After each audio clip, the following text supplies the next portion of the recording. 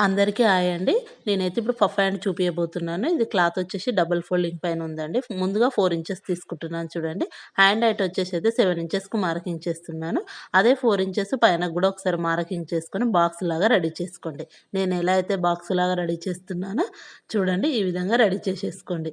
ఇలా రెడీ చేసుకున్న తర్వాత చూడండి మన హ్యాండ్ హైట్ ఎంతైతే ఉంటుందో మన హ్యాండ్ హైట్ ప్రకారమే మనమైతే చూడండి నేను 7 ఇంచెస్ తీసుకున్నాను. పేపర్ పైన తీసుకున్నానండి. మీకు ఇప్పుడు ఇదే వీడియోలో క్లాత్ పైన చూపిస్తే లేట్ అయిపోతుంది వీడియో అని చెప్పేసి ఈ విధంగా నేను నార్మల్‌గా మనం రోజు నార్మల్ హ్యాండ్ ఎలా కట్ చేసుకుంటామో అదే విధంగా పేపర్ పైన కట్ చేసేసుకొని ఇప్పుడు మనం 4 ఇంచెస్ ఫ్రిల్స్ కోసం మార్కింగ్ చేసుకున్న క్లాత్ పక్కన నుంచి పెట్టుకొని నేను చూపించే విధంగా మార్కింగ్ చేసేసుకొని అయితే కట్ చేసేసుకోవాలండి.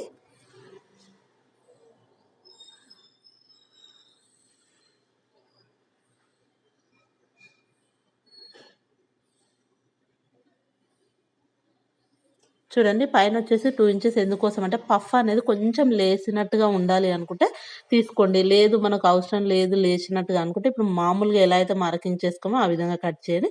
కొంచెం పఫ్ లేసినట్టుగా ఉండాలంటే పైనకు 2 ఇంచెస్ గాని, 2 ½ ఇంచెస్ గాని తీసుకొని నేను ఎలా అయితే మార్కింగ్ చేశానో చేసేసి కటింగ్ అయితే చేసేసుకోండి నీట్‌గా.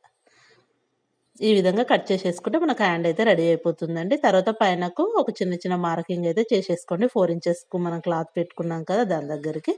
చూడండి ఇలా పెట్టుకున్న తర్వాతొచ్చేసి మనం కింద ఎప్పుడైతే ఇప్పుడు 7 ఇంచెస్ తీసుకున్నాం కదా! మనకు.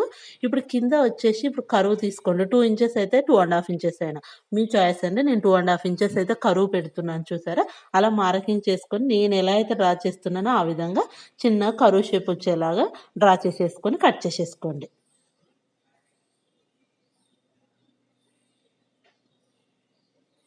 ఈ విధంగా డ్రా చేసేసుకుంటే మనకు ఆ హ్యాండ్ అయితే ఈ విధంగా కటింగ్ అయిపోతుందండి. మనకిది నార్మల్‌గా చూస్తే అర్థం కాదండి హ్యాండ్ హైట్ అయితే మొత్తం ఎక్కడ మిస్ అవ్వకుండా వీడియో స్కిప్ చేయకుండా చూడండి. ఈజీగా అర్థమైపోతుంది. ఇప్పుడు మనం మార్కింగ్ పెట్టుకున్నాం కదా! 4 ఇంచెస్‌కు అవన్నిటిని చిన్న చిన్నగా ప్రిల్స్ లాగా పెట్టుకుంటూ రావాలి. నేను ఎలా పెడుతున్నానో చూడండి. అలా చిన్న చిన్నగా ప్రిల్స్ పెట్టుకుంటూ పోతే మనకి ఈజీగా హ్యాండ్ అయితే రెడీ అయిపోతుందండి. ఎవరైనా సరే ఈజీగా స్టిచ్ చేసుకునే విధంగానే చెప్తున్నాను నేను. చూడండి చాలా ఈజీ. పైన ఎలా అయితే పెట్టుకున్నామో కింద కూడా మనం మార్కింగ్ చేసుకున్నాం కదా! అదే విధంగా చిన్న చిన్న కుచ్చులు పెట్టుకుంటూ వెళ్ళిపోండి.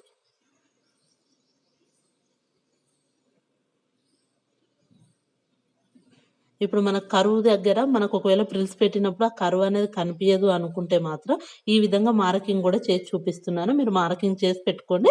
మనం కింద బార్డర్ అనేది జెయింటింగ్ చేసుకునేటప్పుడు ఈజీగా కనిపిస్తుంది. మనకు అర్థమైపోతుంది కూడా. చూడండి ఇలా ఫ్రిల్స్ పెట్టుకున్నాక మనకి ఈ విధంగా రెడీ అయిపోయింది. చూసారా? ఇలా రెడీ అయిందని పక్కన పెట్టేసుకోండి. నేను బార్డర్ అయితే ముందుగానే తీసుకున్నాను. తీసుకొని కా కా కార్నర్స్ అయితే స్టిచ్ వేసుకున్నాను చూడండి ఈ విధంగా. స్టిచ్ వేసుకున్నాను. ఓన్లీ మీకు చూపియడం కోసం మాత్రమే నేను ఆపోజిట్ బార్డరు క్లాత్ అయితే తీసుకున్నానండి. నాకు ఈ హ్యాండ్ మోడల్ అయితే ఏం లేదు ఇప్పుడు స్టిచ్ చేయడానికి. ఓకే. ఇప్పుడు ట్రెండింగ్‌లో ఉంది కదా! అని మీకు చూపిస్తున్నాను. మెయిన్ వచ్చేసి ఇప్పుడు ఈ బార్డర్ సెట్ చేసుకోవడం చాలా ఇంపార్టెంట్ అండి.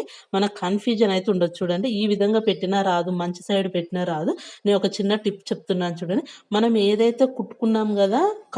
కార్నరు కుట్టుకున్నవి 2 ఒకే సైడ్ చూడండి. ఇలా మనకు వి షేప్ వచ్చేలాగా పెట్టుకొని మనం కుట్టుకోనిది ఈ విధంగా చూసుకొని స్టిచ్ వేసుకోండి. ఓకేనా? అర్థం కాకపోతే ఇంకొకసారి మళ్ళీ కూడా చూడండి నేనెలా పెట్టాను అనేది. చూడండి ఇలా స్టిచ్ వేసుకోవాలి. ఇప్పుడు ఈ స్టిచ్ వేసుకున్న దాన్ని మనం ఏదైతే కరువు తీసుకొని అక్కడ మార్కింగ్ చేశాం కదా! నేను బ్లూ కలర్ తోటి, ఆ బ్లూ కలర్ దాని పైనకి ఈ కార్నర్ అనేది పెట్టుకోవాలి. చూడండి ఇలా. పెట్టేసుకొని స్టిచ్ వేసుకోవాలి. వన్ సైడ్ ఒకసారి, వన్ సైడ్ ఒకసారి. మీకు చెప్తే అర్థమైతుంది అని అనుకుంటున్నా. లేదంటే మీరు వీడియో క్లియర్‌గా చూసినా కూడా మీకొచ్చేస్తుందండి. చూడండి ఈ విధంగా. కొంచెం కొంచెంగా నీట్‌గా స్టిచ్ వేసుకుంటే సరిపోతుంది. చూడండి. ఇప్పుడు మనం బార్డర్ పైనుంచి కుట్టాము. ఇప్పుడు ఇంకో సైడ్ కుట్టేటప్పుడు హ్యాండ్ పైనుంచి కుట్టండి. చూడండి బార్డర్ అనేది కిందికెళ్ళిపోతుంది. ఓకేనా? ఈ విధంగా. ఇలా నీట్‌గా స్టిచ్ వేసుకుంటూ వెళ్ళిపోతే మనకి మంచి హ్యాండ్ డిజైన్ అయితే రెడీ అయిందండి. చాలా బాగుంది. ఇన్‌స్టాగ్రామ్‌లో గూడా చాలా అంటే ట్రెండింగ్‌లో ఉంది. ఎప్పుడు చూడు అదే హ్యాండ్ డిజైన్ కనిపిస్తూనే ఉంది. చూసేయండి ఒకసారైతే ఈజీగా ఉంది. మనము నార్మల్ శారీస్‌కైతే సూపర్‌గా ఉంటుందండి. అంటే కొంచెం మెత్తటి క్లాత్‌లకు పఫ్ హ్యాండ్ గూడా సూపర్‌గా ఉందండి. చూసేయండి ఈ విధంగా మొత్తం కుట్టుకున్న తర్వాత ఇలా వచ్చేస్తుంది. చూసారు కదా! ఇలా. మీరు కావాలి అనుకుంటే దాని పైన నుంచి ఒక స్టిచ్ కూడా వేసుకోవచ్చండి. కొంచెం మనకు అణిగినట్టుగా ఉండాలి కాబట్టి.